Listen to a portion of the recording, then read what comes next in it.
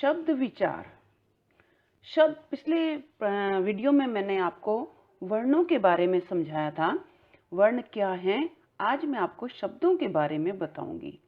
शब्द की परिभाषा है कि दो या दो से अधिक वर्णों के मेल से बने सार्थक वर्ण समूह को शब्द कहते हैं। अब ये शब्द कैसे बनता है, जैसे ये पुस्तक शब्द हमने लिया, अब हम इसमें से स्वर और व्यंजन को अलग करते हैं तो बनेगा प प्लस ऊ के मेल से पू बना, प्लस से आधा से, त प्लस अ के मेल से त, और क प्लस अ के मेल से क बना। इसी तरह से इन वर्णों को मिलाकर, स्वर और व्यंजन को मिलाकर ये पुस्तक शब्द बना। दूसरा है पाठशाला। पाठशाला को भी हम स्वर व्यंजन अलग करेंगे तो प प्लस आ प्लस ठ प्लस अ प्लस श प्लस आ और ल प्लस आ के मेल से ये पाठशाला बना। तो इसी तरह से ये जो वर्णों का समूह है ये शब्द कहलाता है। अब इन शब्दों का वर्गीकरण हम चार आधार पर करते हैं। पहला है स्रोत या उत्पत्ति के आधार पर, दूसरा है रचना के आधार पर, तीसरा है प्रयोग या व्याकरणिक प्रकार भी जिसको बोलते हैं उसके आधार पर, और चौथा है अर्थ के आधार पर। तो पहला आता है स्रोत या उत्पत्ति के आधार पर। अब ये स्रोत या उत्पत्ति क्या है? देखो, शब्दों का स्रोत या उत्पत्ति के आधार पर जो वर्गीकरण करने से पहले हमें स्रोत या उत्पत्ति शब्द का तात्पर्य हम समझेंगे। क्या आप बता सकते हैं कि गंगा नदी का स्रोत क्या है? अर्थात इसका मतलब है कि गंगा किस स्थान से निकलती है। तो आप कह सकते हैं कि गंगा का स्रोत है गंगोत्री। तो भाषाओं में भी लगभग यही बात शब्दों के साथ भी है। जैसे उदाहरण के लिए हिंदी में हम गिलास और दही शब्द को तो इसकी मूल उत्पत्ति अगर लेते हैं, इन शब्दों को हम लेते हैं तो इसकी जो मूल उत्पत्ति है उसको देखा जाए तो ये जो गिलास शब्द है ये अंग्रेजी के ग्लास शब्द से बन निकला है, और दही शब्द जो है वो संस्कृत के दधी शब्द से विकसित हुआ है। तो इसी तरह से ये शब्द जो हैं इनके भी कुछ ना कुछ आधार होते हैं कि ये कहाँ से उत्पन्न होते हैं और कैसे उत्पन्न होते हैं। तो पहला हम लेते हैं स्रोत या उत्पत्ति के आधार पर। शब्द चार प्रकार के हैं: तत्सम शब्द, तद्भव शब्द, देशज और विदेशी शब्द। पहला बात करते हैं हम तत्सम शब्दों की। तत्सम शब्द जो है वो दो शब्दों से मिलकर बना है। वो है तत् प्लस सम। तत् का मतलब है उसके और सम का मतलब है समान। अर्थात वे शब्द जो संस्कृत भाषा से ज्यों के त्यों हमारी हिंदी भाषा में आ गए हैं वो तत्सम शब्द कहलाते हैं। जैसे ये संस्कृत के शब्द जितने भी शब्द हैं ये सारे जो हमारी हिंदी भाषा में आ गए हैं वो सारे शब्द तत्सम ही कहलाते हैं। जैसे ये संस्कृत के ही शब्द हैं: रात्रि, हस्त, ग्राम, सर्प, कर्ण, मयूर आदि। ये जितने भी शब्द हैं ये संस्कृत भाषा से हैं और इनका ज्यों का त्यों इनको हम हिंदी में भी प्रयोग करते हैं। तो ये तत्सम शब्द हैं। अब दूसरे आते हैं तद्भव शब्द। तद्भव शब्द जो हैं वो भी दो शब्दों के मेल से बने हैं। जैसे तत् प्लस भव। तत् प्लस भव का अर्थ है, तत् का अर्थ है उसके या उससे, और भव का अर्थ होता है उत्पन्न। अर्थात उससे उत्पन्न। किससे? जो शब्द संस्कृत भाषा से उत्पन्न हुए हैं, अर्थात संस्कृत भाषा का रूप बदलकर परिवर्तित करके हिंदी भाषा में प्रयोग में लाए जाते हैं, वो तद्भव शब्द कहलाते हैं। अब जैसे मैंने ऊपर लिया था ये तत्सम शब्द है रात्रि, तो ये तद्भव हो गया इसका रात। इसको हिंदी में हम इसका जो रूपांतर हुआ वो रात्रि से रात बना। इसी तरह से ये हस्त शब्द है तो इसका हाथ बन गया, है ना। ग्राम है तो ग्राम से क्या बना हिंदी में? गांव बन गया। इसी तरह से सर्प से सांप बन गया, इनका रूपांतर हुआ है हिंदी में। कर्ण से कान और मयूर से मोर आदि ऐसे बहुत सारे शब्द हैं जो संस्कृत का रूप बदलकर हिंदी भाषा में प्रयोग किए जाते हैं, तो वो तद्भव शब्द कहलाते हैं। अब अगला है देशज शब्द। देशज अर्थात वो शब्द जिनका कोई स्रोत नहीं है, जो आम बोलचाल से विकसित हो गए हैं या प्रचलन में आ गए हैं। जैसे मोस्टली जो देशज शब्द यानी देश में उत्पन्न हुए हैं, लेकिन जिनकी उत्पत्ति का कोई पता नहीं है कि ये कहाँ से उत्पन्न हुए हैं, तो आम बोलचाल की भाषा में इन शब्दों का प्रयोग किया जाता है। मोस्टली जो ग्रामीण भाषा के शब्द होते हैं वो देशज ही होते हैं, क्योंकि उनकी उत्पत्ति का कोई पता नहीं है। जैसे हम कहते हैं भोंदू, झंझट, अटकल, छोरा, छोरी, लुटिया, डिबिया, मतलब मोस्टली जो इस तरीके के जो शब्द होते हैं, अब ये देश में उत्पन्न तो हुए हैं, क्योंकि जहाँ इंसान रहता है वहाँ वो अपनी सुविधा के अनुसार कुछ शब्दों में परिवर्तन कर लेते हैं। तो वो शब्द जो हैं उनकी उत्पत्ति का कोई पता नहीं चलता, तो वो देशज शब्द ही कहलाते हैं। देशज यानी देश प्लस जय, अर्थात देश में ही उत्पन्न हुए हैं, लेकिन कहाँ से हुए हैं ये पता नहीं है, लेकिन प्रचलन में शब्द हैं। मोस्टली ग्रामीण भाषा के शब्द वो देशज ही होते हैं। अगला है विदेशी शब्द। विदेशी शब्द जो हैं इनको आगत शब्द भी कहते हैं। आगत का मतलब जो दूसरी भाषाओं से हिंदी भाषा में आ गए हैं। आगत शब्द का अर्थ है कहीं से आया हुआ, अर्थात वे शब्द जो दूसरी भाषाओं से हिंदी भाषा में आ गए हैं। अब जैसे हमारी हिंदी भाषा को अगर हम लेते हैं तो उसमें अरबी, फारसी, उर्दू, अंग्रेजी, पुर्तगाली, चीनी आदि बहुत सारी भाषाओं का जो मिश्रण है वो हमारी हिंदी भाषा में हो गया है। जैसे हम अंग्रेजी भाषा को लेते हैं, लेकिन हमारी ये हिंदी में प्रयोग किए जाते हैं। जैसे college, school, bank, mobile, station, office, ये सारे अंग्रेजी भाषा के शब्द हैं और ये हमारी हिंदी भाषा में इनको हम प्रयोग करते हैं।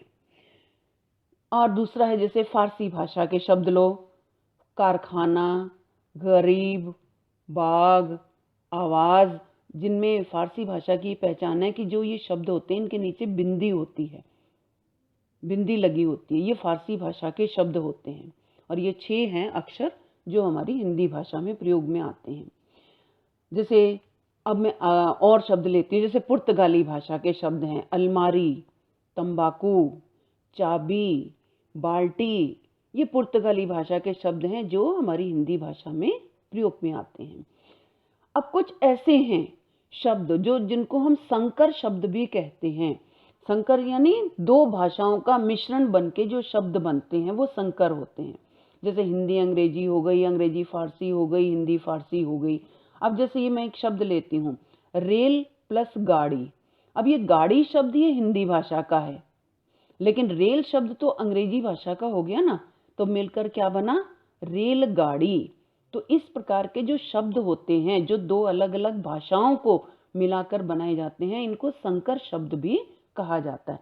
अब जैसे ये कपड़ा प्लस मिल मिलाकर कपड़ा मिल बना, जिसमें कपड़ा शब्द ये तो हिंदी भाषा का शब्द है और मिल जो है ये अंग्रेजी भाषा का शब्द है, तो 2 भाषाओं के से मिलकर बन गया कपड़ा मिल। तीसरा है जेल खाना। अब जेल जो है वो अंग्रेजी भाषा का शब्द है और खाना जो है ये फारसी भाषा का शब्द है। खून पसीना, खून शब्द जो है वो ये फारसी भाषा का शब्द है और पसीना जो है ये हिंदी भाषा का शब्द है, लेकिन दोनों को मिलाकर एक शब्द बन गया। पान प्लस दान मिलाकर बना पानदान। अब जिसमें पान जो है ये हिंदी भाषा का है और दान शब्द जो है ये फारसी भाषा का है, तो मिलाकर बन गया पान दान। अर्थात संकर शब्द हैं। संकर का मतलब क्या है कि 2 भाषाओं के योग से बने शब्द संकर शब्द कहलाते हैं। अब दूसरा आता है रचना के आधार पर शब्दों का भेद। रचना के आधार पर, या जिसको व्युत्पत्ति भी बोलते हैं, तो रचना के आधार पर शब्दों के 3 भेद माने गए हैं, रूढ़ शब्द, यौगिक शब्द और योग रूढ़ शब्द। रूढ़ शब्द क्या हैं?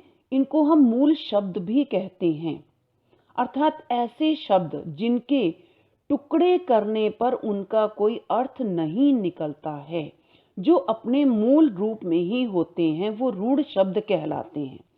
रूढ़ शब्द क्या है? जो मूल शब्द हैं, जिनके हम टुकड़े नहीं कर सकते, और टुकड़े अगर हम कर भी देते हैं तो उनका कोई अर्थ नहीं निकलता है।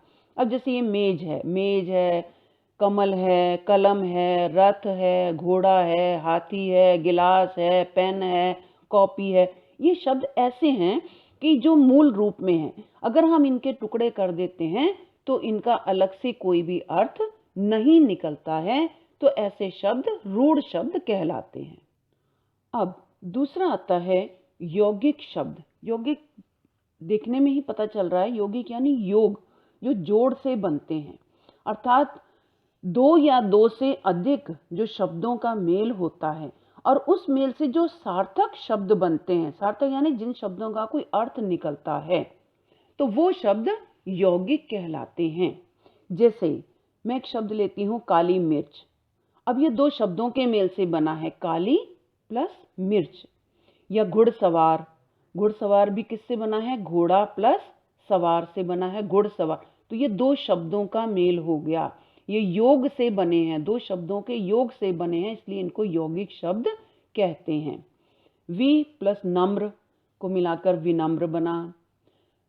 अन प्लस पढ़ तो अनपढ़ बन गया। बे प्लस घर को मिलाकर बेघर बन गया। तो इसके बाद आते हैं तीसरे योग रूढ़ शब्द। योग रूढ़ शब्द अर्थात ऐसे शब्द जो दो या दो से अधिक शब्दों से बनते हैं, लेकिन अपने सामान्य अर्थ को छोड़कर किसी विशेष अर्थ को प्रकट करते हैं। जैसे योग रूढ़ शब्द क्या हैं, जो बनते तो दो या दो से अधिक शब्दों से हैं, लेकिन वो अपने एक सामान्य अर्थ को छोड़कर कोई विशेष अर्थ के लिए उनका प्रयोग होता है। अब जैसे मैं एक बात करती हूँ जलज शब्द, ये बना जल प्लस जय यानी दो शब्दों के योग से बना है। जय का अर्थ होता है उत्पन्न, जल में उत्पन्न, अर्थात जल में तो बहुत सारी चीजें उत्पन्न होती हैं, लेकिन हम जलज शब्द जो है वो केवल कमल के लिए ही क्यों करते हैं। जल में तो पेड़ पौधे और भी बहुत सारे फूल खिलते हैं पानी के अंदर, तो हम केवल जलज शब्द किसी विशेष अर्थ में ही लिया गया है, वो है कमल। दूसरा है चार पाई, चार प्लस पाई अर्थात चार पायों को मिलाकर।